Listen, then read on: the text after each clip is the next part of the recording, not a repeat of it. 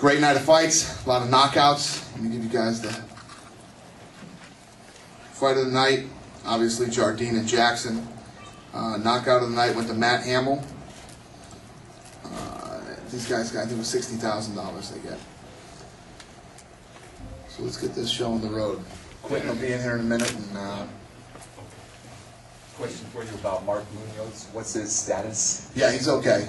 It was a little scary there when he stayed down, but I guess they put the oxygen on him and he was fine. He was, they had the stretcher ready, but he was able to get up and walk out. I'm worried about Pete Zell. That's the one I'm worried about. I sent him to the hospital to get an MRI. Question for Shane. Shane, if you could just talk about the significance of your victory, and there were some people that were doubting you could stand up and and take a punch from a guy that size. So you can just comment on what this means to you in your career. I work with one of the best teams in the world, and we're all like brothers there, and we train like that every day. Our sparring sessions are intense, and we have great coaches all the way around. So I'm just going to keep on continually improving too as it goes on. What do you think it does for you in terms of your career and legitimizing? There was doubters that you hadn't fought anybody or this or that. Do you think it legitimizes you and makes you now a title contender? There's always doubters out there, but Gabe was a top 10 fighter in the world, and keep putting him in front of me, and I'll keep fighting because it's what I love to do. Dana, what was your reaction to Shane's victory? It was a great win. Gonzaga's a tough guy. I said this was going to be a good fight. 10-0 versus 10-3, two big heavyweights that can do exactly what he did. Either one of those guys could have knocked the other one out. And I think there were a lot of questions about Shane. I think he answered them tonight. Dana, down in the Craig Fight magazine, do you think Aaron Riley and Shane Nelson should have a rematch, considering what a poor stoppage it was? Yeah, you've heard me so many times, especially in the last few weeks, and wait till The Ultimate Fighter comes out, talking about reffing and judging. It's one of the hardest things in the sport right now, and it drives me crazy. It's such a personal thing for me. These guys train so hard. Those two kids have been in camp, for 6 to 8 weeks, training. They fly out here to fight, and the fight gets stopped like that. And listen, people make mistakes all the time. That was a bad one, and I was unhappy with the Pete Zell fight tonight too. But Yves Levine is usually a very good referee. Actually, I'm serious. I'm not even kidding. I hurt my arm tonight, beating on the octagon, screaming to stop that fight. I've never done that in 8 years. It's just, I don't even know what to say. I don't even know what to say. It drives me crazy. Keith, here, could you tell us your thoughts about the fight? Did Quentin do anything that you didn't expect? Were you able to do the things you wanted to do? I suspect no. No, actually, the fight went pretty close to the way I thought it would go.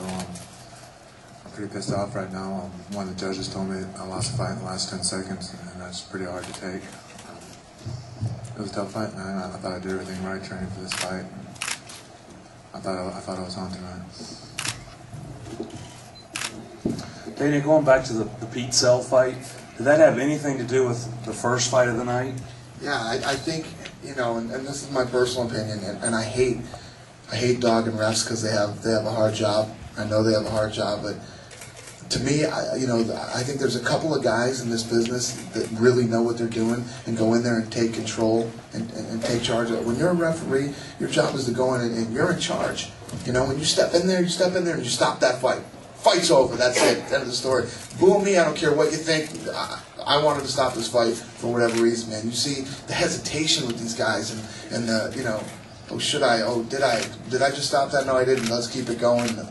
It drives me crazy. And yeah, I think when they see a guy make a mistake that was a brutal mistake, like in the first fight, and then it messes with their head, and they think, well, shit, I don't want to do that, So, yeah, I think these guys just need to be confident. Go in and make decisions. Stop the fight.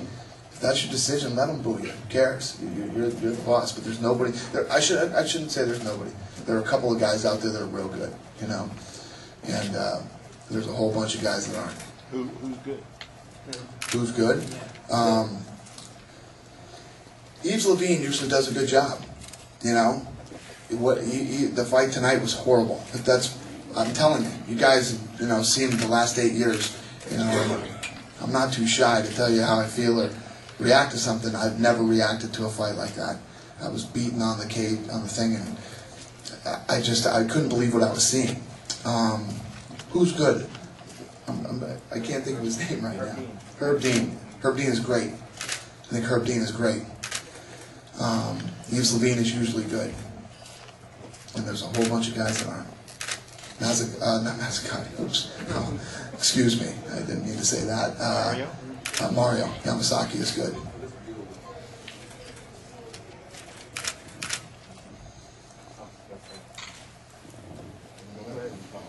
I want to talk first. My first question is for Quentin. Assess your performance tonight. What did you think of your performance tonight? And well, I'll start there. What do you think of your performance tonight? Can y'all hear me? Can you hear me? Yeah, I hear. Oh, you just right here. Yeah, all right. I think I could have done a lot better, but you know what I'm saying. Jardine is a tougher opponent, and I think I did. My camp is happy with what I did. Do you think that you said that when you first came out, your plan was to go right at him, and what did he do? Do you think that he do that made you say, okay, that's not the way to go?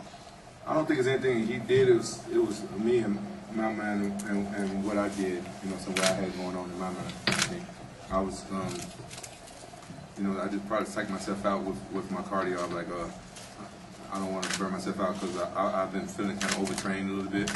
So I was like, I want to, you know, knock him out. I don't want to blow my wad. And the next question is for you, Keith.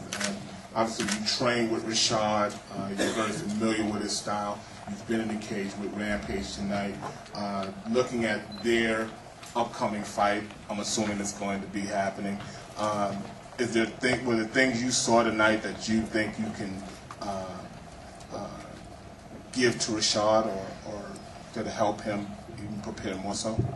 You know, of course, I'm partial to that question. Much respect for Quentin. He's one of the superstars of the sport, but I mean, of course, I think Rashad's going to do well in that fight. I don't know also the answer to that without giving you specifics. Shane, I got two more questions for you, if I could.